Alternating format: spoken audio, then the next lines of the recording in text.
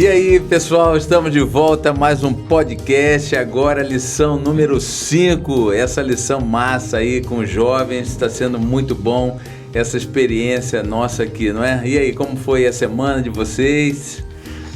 Fala, Kevin. Pode falar. Na verdade, o Kevin tá cheio de história para contar hoje, né? Depois a gente quer saber. Tem uma perguntinha pro Kevin depois de um carro aí, mas depois aqui, ele responde. Aqui não é entrevista. Porque na semana passada, né, ele apressou a gente aqui e tal, tô com pressa e tal, tem que pegar um King Kong lá do Peru e tal, não sei o quê, e aí o cara acabou com a gente aí. Bom, mas a semana foi boa, né? Graças a Deus, apesar dos pesares aí da pandemia, né? Mas que bom que estamos bem, né? Isso, tô bem, graças a Deus, tô tudo bem, tudo tranquilo, animado aí pra gravar. Não sei se o povo tá gostando, né? O povo deve estar gostando muito. Gostando. Comenta aí, né? Pede pra eles comentarem aí, não sei se dá pra comentar em algum lugar, né? De repente. Vamos lembrar aí marca, o nosso canal, né? No Instagram, né? Exatamente. Fortes.apso, né? .apso. Fortes.apso, curte lá, que lá você pode ver os bastidores, fotos de como foi a gravação. Exatamente. Curte lá, que vai ser bênção. Vamos começar com uma curiosidade? Vamos lá, então. De cada um? Vamos fazer assim. Nada combinado, né? Nada combinado. Surpresa. Tudo surpresa, de última hora. Vamos ver um hobby de cada um. O que vocês gostam de fazer no dia ali? Mas fala a verdade, né? Eu gosto de ler espírito de professor. É verdade. A gente gosta, a gente lê. Eu estudo grego e hebraico no meu dia livre. Não, uma coisa que você gosta, assim. Não, eu estudo a lição de todos os departamentos, porque eu preciso ficar inteirado. A gente faz isso também, mas um hobby. Vamos lá. Um hobby que vocês gostam de fazer no tempo livre aí. E aí? Olha, atualmente eu estou assim muito encantado com o bike. Bike? Bicicleta. É uma onda, né? Bom, na pandemia aumentou, né? Aumentou. É um esporte bem legal porque envolve aventura, adrenalina, superação, equipe, né? Gente. E aí você pode envolver pessoas de todas as idades. É bem legal. Quantos km você faz? Olha, eu já faço 100. Olha aí, rapaz. 100 km? 100 km. Que isso, hein? Não, mas você tá falando sério? 100 Verdade. Mas você faz uma vez por semana? Eu faço você longão. Tá contando uma vez... Não, eu faço longão. Os km de um mês, aí você junta. Eu vou abrir meu Strava, hein, cara. É o seguinte, eu faço 100 km. Um longão uma vez por semana e 2 vezes por semana eu faço um treino, né? Uns 20 quilômetros. 20, 10, 25. Entendi. Não, o cara tá bom, né? O cara atleta. Tá certo. Eu também comecei. Eu gosto muito de jogar bola, futebol. Agora na pandemia a gente parou de jogar bola. Mas eu fui pra essa área também. Bicicleta, comprei uma bicicleta pra mim e pra minha esposa. Um abraço que ela tá nos ouvindo aí. E a gente faz bicicleta, só que eu não sou que nem ele, né? Eu faz um 100k ainda? Todo dia eu faço, mas é pouco, 8 quilômetros só. Eu tô ainda Não, mas aí é tudo uma questão lá. de um treinamento, né? Que você uniu a sua força física com a sua força pulmonar, né? Que Entendi. É o cardio, né? E então, aí você vai Você vê a diferença, né? Legal. 100 km de 8 km, aí você vai ver a diferença pulmonar. Mas você vai chegar lá. Vou chegar. E você, Ednei? Cara, aproveitando que vocês estão falando de atividade física, o meu hobby é crossfit, cara. Crossfit, aí você vê. O pessoal que tá assistindo percebe a camiseta apertada. Exatamente. Ainda bem que é só pra ouvir mesmo. Tem o perfil, né? Tem o perfil do Viking. Mas no começo deve ser duro, né? É puxado, cara. Sofre bastante. Todo dia você sofre? Todo dia. Junta força com cardio, com tudo, e é uma série de repetições. Mas depois que você pega o ritmo, você vai fazendo assim de um jeito que... E articulações, é o que eu sempre quis saber. Então, tudo depende da maneira, né? A carga que você está pegando, a forma como você está executando o exercício. Tem todo um esquema. Quando você vai receber uma barra, por exemplo, tem a posição que você recebe, né? A posição da sua coluna, o joelho, no impacto que você faz, tudo isso ameniza. É claro que sempre tem uma lesão, como tem em qualquer esporte, né? Qualquer coisa que você vai fazer, atividade física, se você se puxa demais, acaba se lesionando. Mas tem muita mobilidade que a gente treina, tem a parte de alongamento, né? E tem também assim, né? Você ir no seu ritmo. Então, você não vai pegar uma carga que você sabe que você vai se estrupiar depois. Né? Então, vai no seu ritmo, mas faz consistente, legal. Bonitinho e dá um gás. Estamos, então, nos preparando para as batalhas, né? As grandes batalhas espirituais e as batalhas do dia a dia física, né? Esse, na verdade, é o tema, né, que nós vamos abordar hoje aqui no nosso podcast. Quinta lição, né? Quinta lição. Vamos orar, então? Vamos lá. Querido Jesus, muito obrigado por essa oportunidade de estarmos de volta aqui. Que o Senhor possa abençoar esse nosso bate-papo, que ele possa ser de profunda relevância para esses que estão nos ouvindo. Em nome de Jesus. Amém. Amém. E aí, Dinei, você que é o homem do CrossFit, quando você se depara com esse tema aí de batalha, das alianças, dentro do contexto da lição, o que te vem à mente? Olha, assim, eu estava dando uma olhada na lição essa semana e eu achei interessante, né, o foco que ela traz dessa guerra das duas naturezas. Nós temos a natureza carnal e a natureza espiritual. Todos nós nascemos na carne, né? Naturalmente temos esse DNA que ele já vem infectado pelo pecado. A nossa natureza ela é instintivamente voltada para o mal, é aquilo que diz Paulo, né? O bem que eu quero fazer eu não faço e o mal que eu tento não fazer é isso que eu acabo fazendo. E esse conflito que o apóstolo ele relata viver na sua própria experiência é justamente o ponto que a lição quer nos trazer aqui, né? O conflito que há entre as duas naturezas. A batalha das alianças não diz respeito a um conflito das alianças históricas, a aliança antiga e a nova aliança, né, do Velho e do Novo Testamento, mas tem que ver com a experiência nossa em relação à aliança. Nós temos comentado aí desde a semana passada o perigo, né, de você viver uma aliança histórica na nova aliança, mas você experimentalmente, não vou usar aquela palavra difícil, mas experimentalmente você viver ainda a antiga aliança, né, que viver naquele formalismo, uma religião dissociada de Cristo, não é? E aí um outro ponto então que a lição ela vai acrescentar é justamente a batalha que há no nosso interior, em cada um de nós. Poxa, pastor, eu me converti, eu fui batizado na igreja, eu nasci e cresci dentro da igreja e eu sempre fui um bom cristão e isso e aquilo e tal, eu quero fazer as coisas corretas, mas eu sinto que eu ainda às vezes dou uns vacilos, eu tropeço aqui e de repente eu sou tentado e quando eu menos percebo já estou caindo em tentação, já estou pecando e quanto mais eu tento não pecar parece que mais eu peco. Por que isso acontece comigo?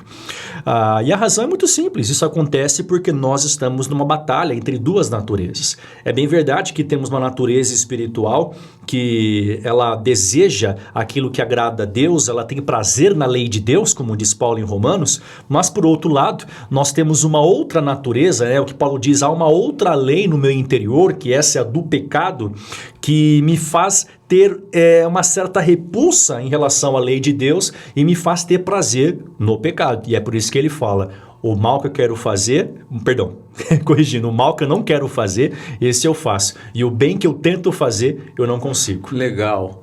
Isso aí é extremamente significativo, né? É bom lembrar que nós já definimos pelo argumento bíblico, né, do que já estudamos, que não há nenhuma guerra entre as alianças. Elas se completam, é só uma forma didática de apresentá-las. A Bíblia faz esse discurso, né, da apresentação das alianças. E que bacana, né? Nós compartilhamos aqui os nossos hobbies. Quantas vezes nós também saímos para uma aventura do CrossFit, ou jogar um futebol, ou pedalar, e a gente queria chegar a um determinado lugar, erguer um determinado peso, fazer quantidade de gols, e nós voltamos para casa frustrados. Isso se demonstra em várias situações da vida. A gente quer uma coisa, mas às vezes a gente não consegue. E é muito importante também a gente destacar que o campo de batalha desta grande guerra somos nós. Nós somos o campo de batalha onde Cristo e Satanás estão diariamente combatendo, um para a nossa salvação e o outro para a nossa perdição. Sim, e é muito interessante as pessoas que estão nos ouvindo entender que essa batalha é real 24 horas. É verdade. Né? Então, toda decisão que você toma hoje, ou você toma para estar mais perto de Jesus, ou você toma para estar mais perto do inimigo. Então, pequenos detalhes, grandes detalhes vão fazer a diferença. Outro ponto importante nesta lição é a gente destacar o capítulo 8 de Romanos, né?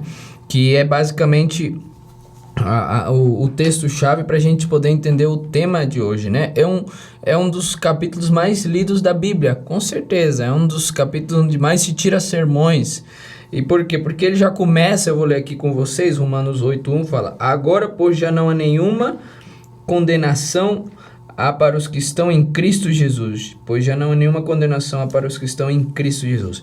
E aí ele continua, versículo 5, porque os que se inclinam, que a gente estava comentando, para a carne, cogitam das coisas, deixa eu ver aqui, das coisas da carne, mas os que se inclinam para o Espírito, das coisas do Espírito. E esse texto aqui é muito importante, porque o pendor da carne dá para a morte, mas a do Espírito para a vida e paz. Então a gente sabe o resultado é claro, e a gente vai construindo esse resultado agora. E aí vem um texto agora muito mal interpretado. Eu acho que às vezes quando você lê esse texto, você entende errado esse texto, às vezes é uma forma de você ir, mas a lei não funciona mais. E eu quero, talvez as pessoas tenham dúvida desse texto, que é versículo 7. Pois o pendor da carne é inimizade contra Deus, pois não está sujeito à lei de Deus, nem mesmo pode estar. Numa interpretação rápida, o que a gente entende aqui? Que a lei de Deus, a gente não está mais submissa à lei de Deus, é sujeito a ela. E o que o texto quer dizer de forma clara é que quando nós estamos em Cristo Jesus, as consequências do pecado já não estão mais nos seus filhos, porque aí o resultado disso é vida eterna. Então, este texto está deixando bem claro que quando a gente começa a ter um compromisso... O verso 8, ele também completa, né? Isso, vou ler então. Portanto, os que estão na carne não podem agradar a Deus. Pronto. Isso aí. Até no verso 4, Kevin, se você for analisar em Romanos 8, depois que Paulo ele vem falando, né, sobre aquela sequência da libertação em Cristo Jesus, a nova vida no Espírito, no verso 2, aí no verso 3 ele diz, né, que o que for impossível a lei fazer porque estava enferma pela carne, isso Deus fez enviando o seu Filho. Aí no verso 4 ele diz por que Deus nos salvou através da morte de seu Filho, a fim de que o preceito da lei se cumprisse em nós, que não andamos segundo a carne, mas segundo o Espírito. Então isso já vai de frente, né, com essa ideia que há por aí afora no meio evangélico de que a morte de Cristo anulou a lei de Deus, a lei moral, os 10 mandamentos ou a lei no Antigo Testamento. Pelo contrário, você vê que a graça, a salvação, né, a morte de Cristo, ela nos leva justamente de volta à obediência à lei. Então aquilo que nós não conseguiríamos fazer antes de Cristo vir, que era obedecer à lei, por isso que ele fala, era impossível a lei fazer isso que estava enferma pela carne. Então aí Paulo diz que agora obedecer à lei é possível, uma vez que Cristo morreu e ele colocou o seu Espírito em nós, né? Temos uma nova natureza e através desse Espírito que dá vida, de acordo com o verso 2, é que nós nos tornamos obedientes a toda a lei de Deus, né? Então às vezes a gente quer o inverso, eu quero obedecer para depois ter a salvação. E a Bíblia ela mostra o caminho contrário, é a salvação que me leva à obediência. Show.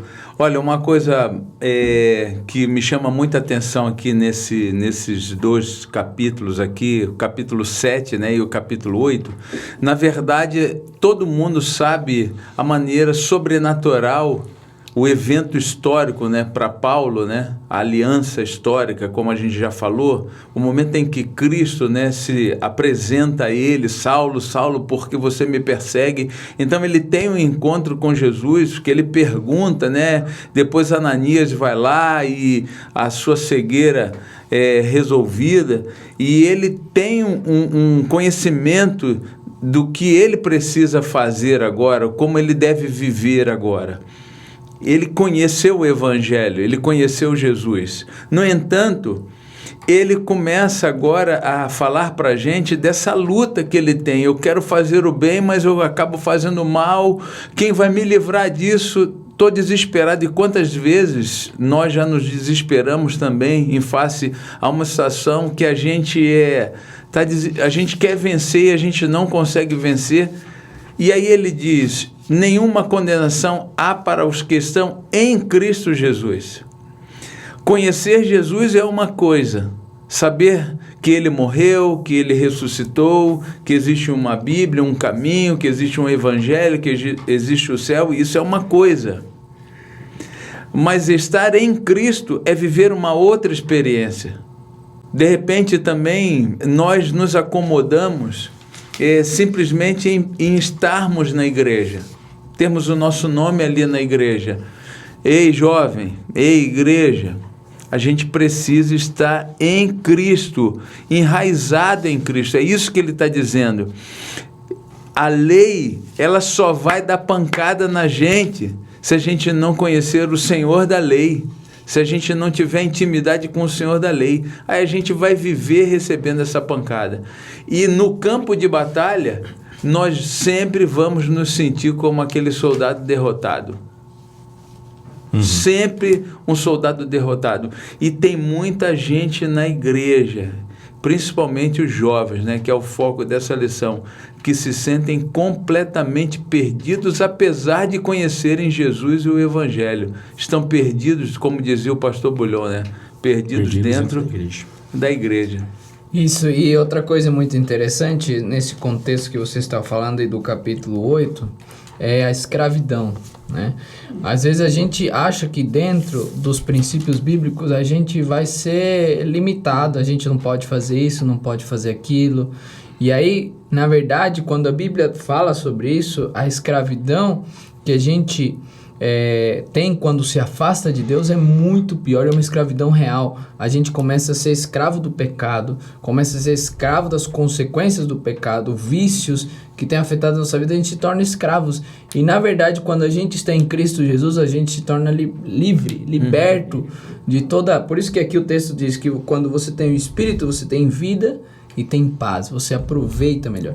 Então, eu acho que é muito importante você entender isso, que em Cristo e fazendo a sua vontade, nós somos livres para viver uma vida plena, né? Através do Espírito Santo.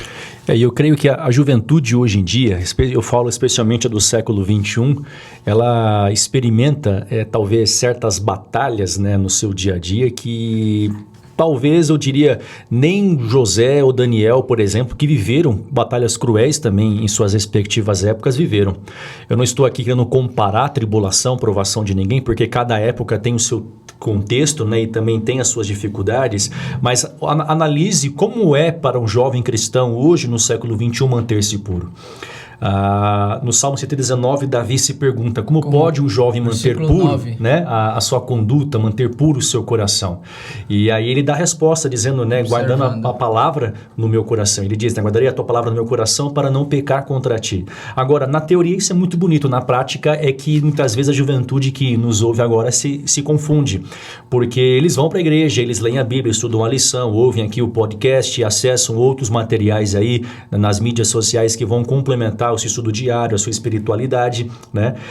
Mas a luta continua. E perceba, né, o bombardeio de informações aos quais eles estão diariamente expostos. Isso no Instagram, no YouTube, Netflix e tantas outras mídias, né, que oferecem bons conteúdos. A gente não pode ser aquele puritano que vai dizer que tudo que não é sacro é pecaminoso, é espúrio, é mal. Há coisas boas também, né, lá fora. Mas a gente sabe também que grande parte do conteúdo que é produzido no mundo lá fora tem valores completamente contrários aos da fé cristã, né? E ele está bombardeado por isso. Perceba a exposição da sensualidade como está muito latente, muito forte no século XXI, né? É difícil você não encontrar na televisão, numa internet, uma propaganda que não tenha, né, ali alguma imagem sensual, e que isso vai acabar mexendo com a mente de um jovem, ou ele vai ouvir uma música que também, de alguma forma, o ritmo da música, né, o balanço vai mexendo com ele e impregna na sua cabeça. Cara, nenhum de nós gosta de funk, mas quantas vezes a gente passa aquele carro batendo o tuts-tuts lá, né? E você fica aquela praga daquela música na sua cabeça ali, né? O tempo inteiro, porque o negócio fica martelando em você. Então, quer dizer, é a realidade da nossa juventude, né? Ednei e Kevin, nós não estamos blindados disso, não. E a gente... Quando você coloca aí que a gente pode mexer com a gente, mexe mesmo. As cenas mexem com a gente, mexem com os nossos hormônios, a gente fica eufórico, a gente quer ir lá, a gente quer tocar, nós somos seres humanos, sujeitos ao pecado, essa é a nossa natureza.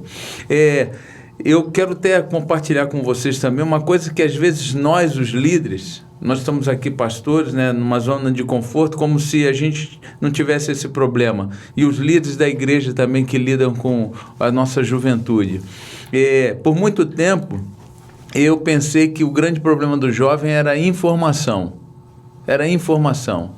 E aí eu me lembro que eu gastei muito tempo falando sobre sexualidade, como desenvolver a sua sexualidade, como conhecer uma menina, um rapaz, namorar, um namoro cristão, tal, essa coisa toda, porque eu achava que eu precisava dar esse conteúdo, dar esse conhecimento, essa informação. Eu tinha uma cachorrinha em casa, ela se chamava Lilica. Ali mesmo, uma história boa, hein? Se você tá aí, aí pra ouvir. Para aí. Aí eu tava na sala, né? Com a família lá. Aí a Lilica, eu não sabia, tava no cio. E no cio, os hormônios dela, daquele jeito, né? De repente, a Lilica foi e agarrou na minha perna, cara. Agarrou na minha perna e ficou naquele movimento frenético, vai e vem, agarrada na minha perna. E aí, o meu filho pequenininho, ele gritou assim: pai, a Lilica tá querendo transar. Eu gritei: meu Deus! Aí depois eu caí em si, eu falei assim: caramba, se o moleque pequenininho já consegue identificar nessa situação o que isso significa, Deus me perdoe porque eu subestimei o jovem. Sabe muito sabe mais do que muito a gente mais. imagina. Então é o seguinte, o problema do jovem, o nosso problema não é a falta de informação, é encarar a realidade que a gente está numa guerra. E o que a gente vai fazer com a informação? Se a gente não tiver Jesus, a gente não vai fazer absolutamente nada, a gente vai ser condenado, a gente vai continuar sendo, gritando todo dia: miserável homem que sou, quem vai me livrar disso? Se você não descobrir quem é esse que pode fazer isso e viver de verdade com ele, a gente vai fracassar. E aí, Reinaldo, uma coisa importante, né, para nós pastores, o líder de jovem que está nos ouvindo aí agora também, né, o diretor, o professor da escola sabatina jovem, o ancião jovem da igreja, enfim, os irmãos aí que ocupam funções de liderança. Isso para nós é um alerta, porque muitas vezes nós estamos batendo naquela tecla antiga, né, de falar o que é o pecado, e é isso, porque sexo no casamento é pecado e tal, e é pecado, nós não estamos aqui relativizando os princípios. Verdade. Só que o jovem cristão, ele já sabe o que é pecado. E informação, como você falou muito bem, não é o problema dele, ele sabe o que é certo e o que é errado. O problema é que ele não tem conseguido aplicar de uma forma positiva a informação que ele tem. Ou então ele tem informação, mas ele não tem vivido na prática aquela informação. Então, quer dizer, não adianta eu ir no meu púlpito agora no próximo sábado na minha igreja e chegar lá pro jovem e falar o seguinte: olha, aquela música que você está ouvindo é pecaminosa, aquele vídeo que você assiste é impuro e imoral, você vai queimar no fogo do inferno por causa daquilo. 99% já sabe. Ele já sabe. E ele vai falar para mim: pastor, beleza, eu sei, mas o que eu faço para não ver mais aquele vídeo? O que eu preciso fazer para não ouvir mais aquela música? Isso, e às vezes, como encontrar a solução? Às vezes você fala: não é para fazer. Não adianta de nada. E não né? adianta, porque, ok, eu sei que eu não tenho o que fazer, mas como? Então, quer dizer, a carência da juventude hoje é mais uma questão prática. Como viver uma religião que agrada a Deus? E aí vem a nossa lição, trazendo para nós, né, um consolo. Primeiro, nós não devemos, né, e aí o jovem cristão que muitas vezes está com a cabeça atordoada porque ele se sente culpado por alguma coisa que ele fez de errado. Claro, você fez algo errado, ok? Confesse seu pecado, se arrependa, peça perdão a Deus. Mas um ponto importante: todos nós temos uma guerra. Nós três que estamos aqui, por sermos pastores, como o Reinaldo comentou, não somos blindados e não somos santos por isso também. A nossa posição ministerial não nos blinda do pecado. Pelo contrário, muitas vezes, vocês sabem disso, nos expõe, né, a problemas ainda até muito mais agravantes no nosso dia a dia. Quantos de nós não somos tentados também a desconfiar de Jesus e confiar no nosso talento, a confiar na nossa oratória, confiar na nossa sabedoria, na nossa formação, na nossa capacidade, e é nessa que a gente tropeça e dá os nossos vacilos também, né? Mas a questão qual é? A questão é justamente o apego em Cristo Jesus. O mesmo Paulo que falou: miserável homem que eu sou, quem me livrará deste corpo condenado à morte? Quer dizer, ele reconheceu a sua realidade: eu sou um perdido, eu sou um lascado na vida, né? Como diz o subtreco do vice-troço, quando você reconhece o que você é, aí então você se lembra: peraí, eu sou perdido, mas ele é Salvador. Amém. E aí ele fala no verso seguinte, né? Mas graças a Deus que nos dá a vitória em Cristo Jesus. Amém. E é por isso que Romanos 8:1 começa: agora, pois, nenhuma condenação há para aqueles que estão em Cristo Jesus. Jovem, você tem a sua luta, você está vacilando. apegue-se a uma promessa. Não se você está em Cristo, né? Não se desespere. Se você está em Cristo, não há condenação. Não se desespere, porque nem tudo está perdido. Sim, e voltando para o que você falou, né? Às vezes a pessoa fala, pastor, pode isso ou não pode, né? É pecado isso, né? Tatuagem não. É pecado? É pecado. Talvez a gente fale no próximo podcast, né? Mas agora não vamos estar nesse detalhe. Aí você fala pra essa tatuagem sua aqui, Kevin. Brincadeira, esse pessoal. É um sinal, não tem tatuagem, não. Sinal, né? Fugindo do contrabando peruano. Então, e realmente a gente reflete nisso, a pessoa já sabe que é errado. Ele só pergunta para quê? Para que o pastor fale talvez de acordo com o que ele pensa, e aí ele tem o coração mais aliviado, mas ele sabe, o jovem hoje sabe o que é errado e o que não é. Isso você disse muito certo. Só que aí tem um grande ponto. As pessoas às vezes querem ficar no limite, né, do certo e errado. E aí o desafio não é ficar no limite, ficar perguntando se é errado, não. O desafio é ficar mais próximo de Cristo Jesus, que através disso a gente começa então a entender o que é certo e o que é errado, através dos princípios bíblicos. E falando o que você falou, aqui a lição de sexta-feira diz assim: deixemos de confiar em nossa própria força e passemos a confiar no poder do nosso Redentor. Amém. Então você, amigo, tenha um real relacionamento com Deus, que muita coisa vai solucionar, muitas perguntas você vai entender, respostas vão vir no teu coração, mas confie no poder do Redentor de forma sincera e se entregue a Ele, né? Amém. Jesus, ele poderia ter resolvido tudo de longe, né? E ele tem poder para isso. Ele ordena e do nada ele faz tudo. Mas ele preferiu vir ao nosso campo de batalha para nos declarar mais do que vencedores. Amém. Em tudo foi tentado, diz o livro de Hebreus, né? A nossa semelhança, porém sem pecado. Então, não é que nós podemos vencer como ele venceu. Isso é uma heresia. Mas nós podemos vencer porque ele venceu. Amém. Então, a vitória dele se torna nossa quando estamos nele, como diz Romanos 8:1. Amém. Assim a gente vai terminando, né, o nosso podcast. Lá, muito acabou. Bom. E olha, eu quero fazer uma proposta aqui para vocês. Nessa nossa oração final, vamos fazer uma oração de intercessão, né? Vamos. Legal. Por esses jovens, por nós que estamos vivendo essa grande batalha e que Jesus realmente nos declare mais do que vencedores hoje, agora, em nome de Jesus. Isso, Amém. talvez Amém. convidar o pessoal, tá andando aí, talvez você tá na tua casa, por que não ficar de joelho nesse momento? Talvez era uma mensagem que você precisava ouvir, era uma mensagem que você precisava entender que existe, você tem que tomar uma mudança, tem que ter uma mudança real. Então para um pouquinho neste momento e nós vamos fazer uma oração para que Deus te dê força para lutar contra o inimigo e que você continue firme nessa caminhada. Amém. Faz a oração então, Ednei. Vamos lá então. Pai querido, obrigado, Senhor, por esse momento tão maravilhoso que passamos juntos estudando a Tua Palavra. Amém. E nesse instante, Deus, após discutirmos esse tema tão significativo para a nossa vida espiritual, queremos aqui, pastores, interceder por cada jovem que nos ouve nesta hora. Amém. Tu conheces as lutas particulares, interiores de cada um. E tu sabes o quanto eles têm sofrido nesta batalha espiritual, nesta guerra contra o pecado. Às vezes eles resistem, às vezes eles caem, tropeçam, vacilam e se sentem por isso desesperados, perdidos e sem ânimo e forças para se levantar e prosseguir em frente. Amém. Que o Senhor, em sua misericórdia, ajude esse jovem a se reerguer.